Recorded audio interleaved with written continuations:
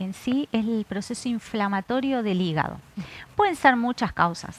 Las virales son las, por ahí, por decirlo, son un poco las que más conocemos nosotros, las más comunes, pero existen otras también, que la voy a nombrar a modo de conocerlas, que son las hepatitis medicamentosas, que a veces es por algún fármaco que produce un proceso inflamatorio en el hígado.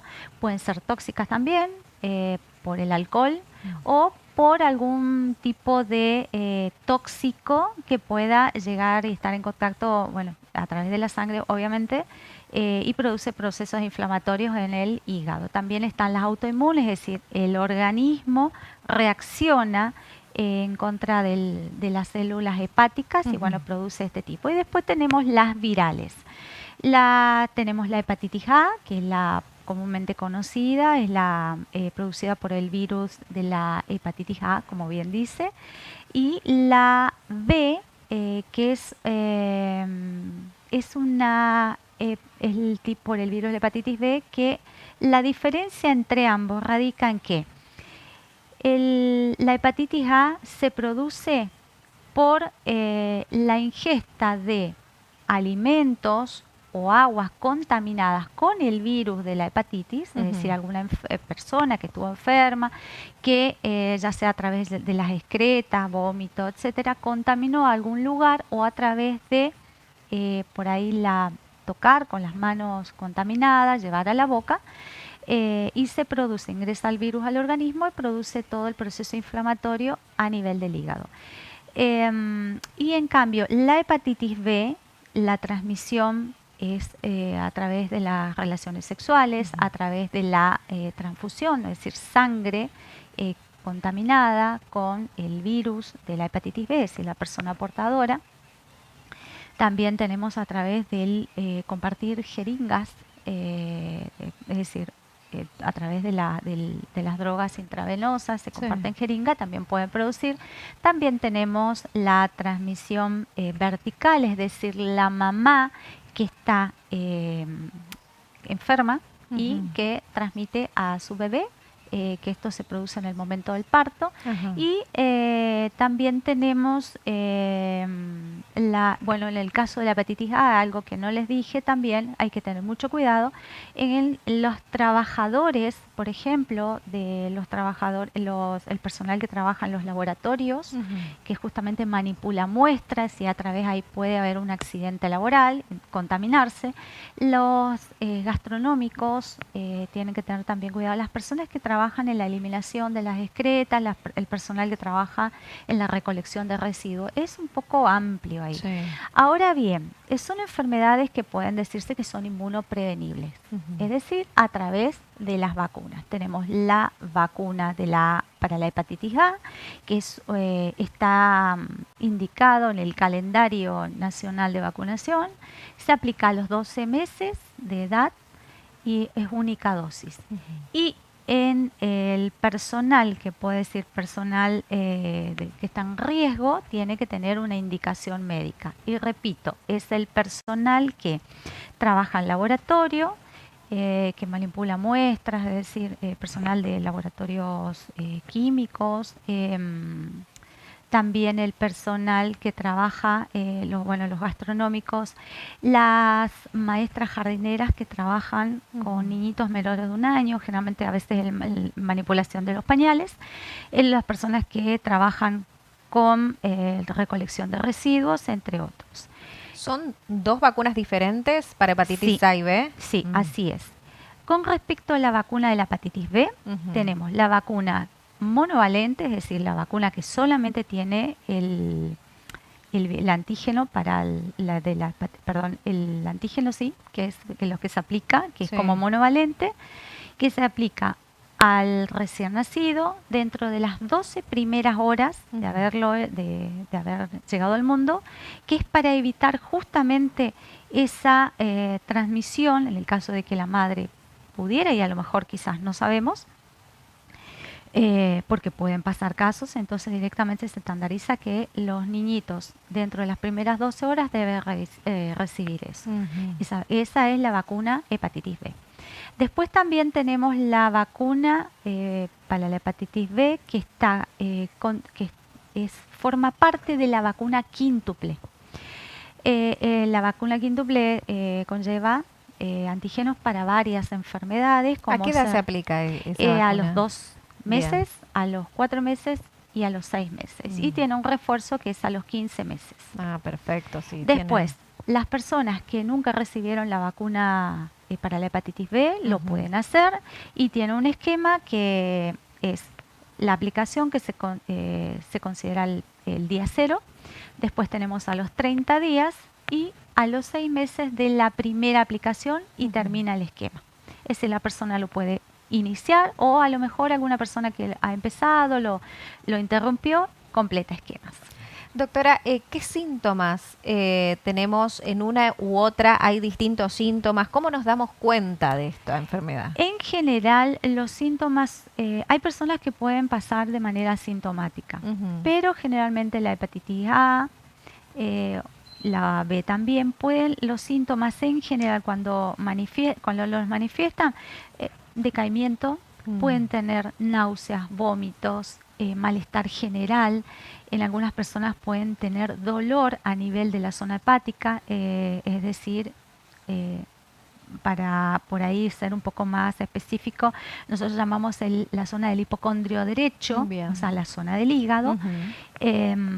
Algunas personas, sobre todo con la hepatitis A, pueden tener alteración en la coloración de la materia fecal, el cual puede cambiar, ser mucho más clara, inclusive llegar a un color blanco, pero no en todas las personas. Hablan de los colores amarillos, por ejemplo, en la tez. ¿Es así? Exactamente. Hay personas que pueden llegar a tener lo que se llama la ictericia, que es el color amarillo o amarillento de la piel y mucosas. ¿Eso por qué pasa? Porque la bilis pasa al torrente sanguíneo y es lo que produce la coloración. Eso generalmente se da con la hepatitis A. Puede ser que no lo tenga, pero porque depende si las hepatitis son leves, moderadas o más graves. Sí. Generalmente las hepatitis A son las hepatitis agudas. Las hepatitis B también pueden ser de tipo aguda. A ver, la diferencia de las hepatitis agudas son las que son menores a 6 meses, desde el momento que empiezan a manifestarse y pasado ese tiempo se llaman ya crónicas. Generalmente esto pasa con las hepatitis de tipo B, pero inicialmente... Si nosotros tenemos hepatitis en algún momento de la vida, ¿nos deja frágil en algún momento esa zona, por ejemplo? Sí. Generalmente, en realidad, la hepatitis A lo que hace es curar de manera...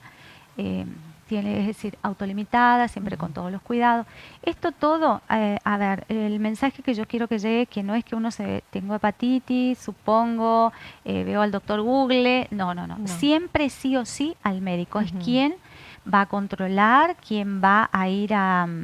hay pacientes que necesitan internación y obviamente todos los pacientes van a requerir los cuidados de cada uno de ellos. Pero además uno cuando mira en Google hay cada cosa impresionante. No, por favor, Google no, porque te asustás y decís no. ¿Cuál es la diferencia? Con desde el año 2004, si mal no recuerdo, perdón, a veces desde que se empezó a instaurar el tema de la vacunación con la hepatitis A, disminuyeron muchos los casos. ¿Qué pasaba antes?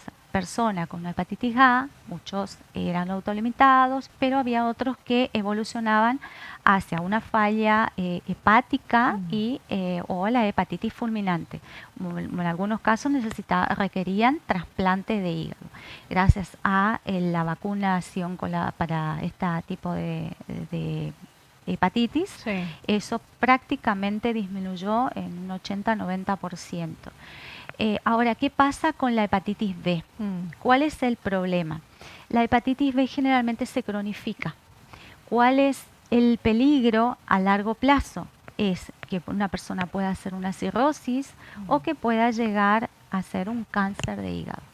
Entonces, hay otra de las personas, hay personas que se pueden, digamos, curarse, es decir, y quizás por ahí no dejan secuelas, pero es muy raro. Por eso se insiste en el tema de la vacunación.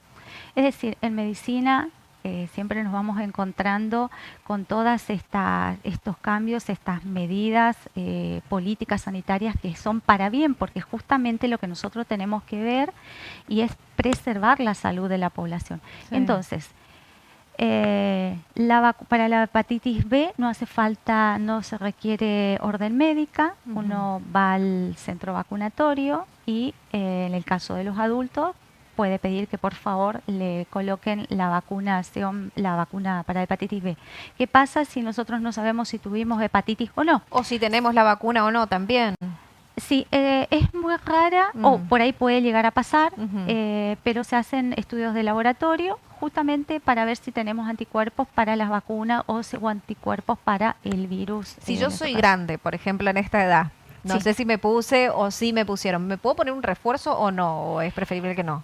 En realidad, para la hepatitis B, uno concurre al vacunatorio, habla con el vacunador y ellos van a decidir si... generalmente se ve si existe algún registro, lo que se llama el CISA. Si no lo hay, se puede iniciar el esquema de vacunación. Y si, por ejemplo, han tenido alguna vez, sí, yo me acuerdo que me puse, y ahí, bueno, se verá si se completa esquema o qué procedimiento se sigue. ¿Cuál es la más grave, la A o la B?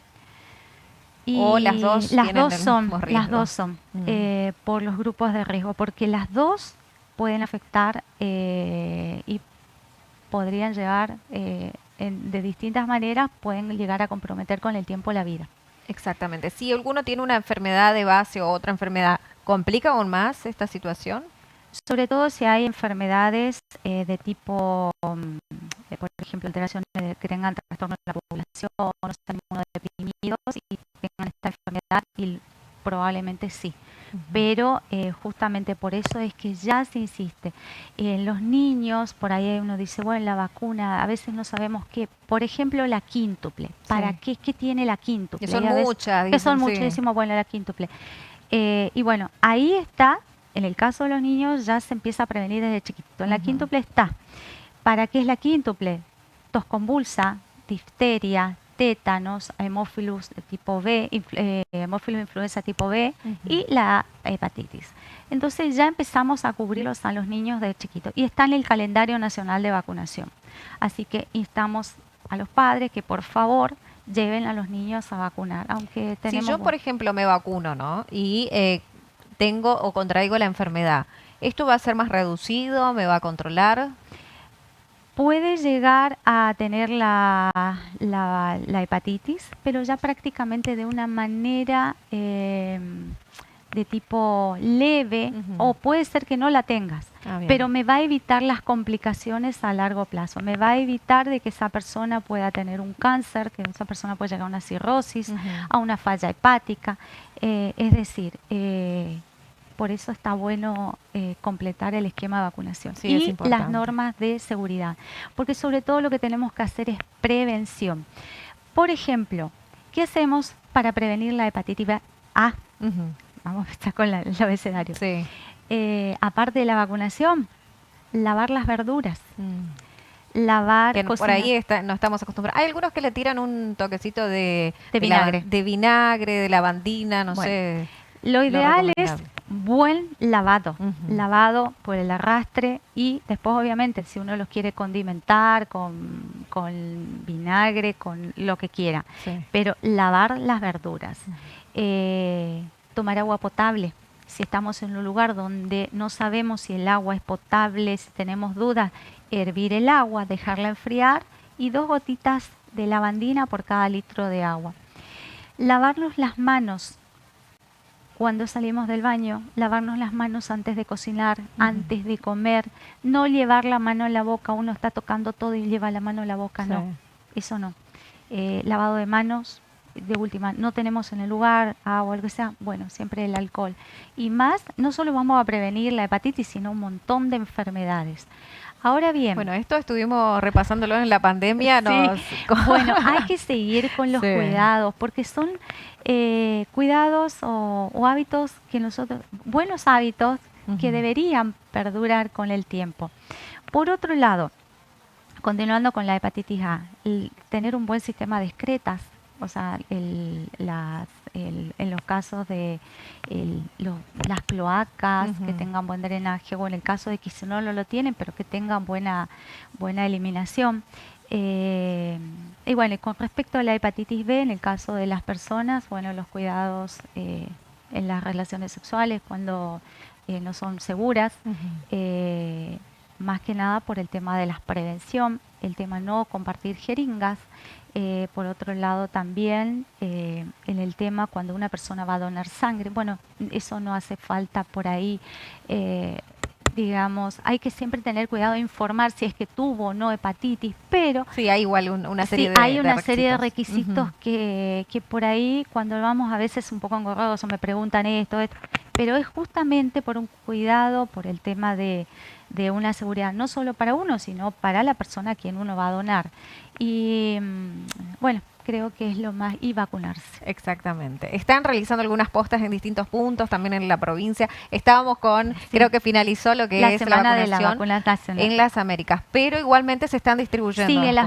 Siguen las postas de vacunación, de igual manera en los lugares, en los hospitales, en todos los lugares uno se acerca al vacunatorio y bueno, se habla con la vacunación, aprovechamos vacunación antigripal para COVID y completamos para anticiparnos al invierno. Eso me parece muy importante como para estar prevenidos ante alguna gripe que nos pueda ocurrir o no en este invierno que ya está llegando. Y lo que tenemos que tener en cuenta que las vacunas salvan vidas, que son seguras. Exacto. Muchísimas gracias. No, por favor, muchas gracias. Hablamos con la doctora Godoy, integrante del departamento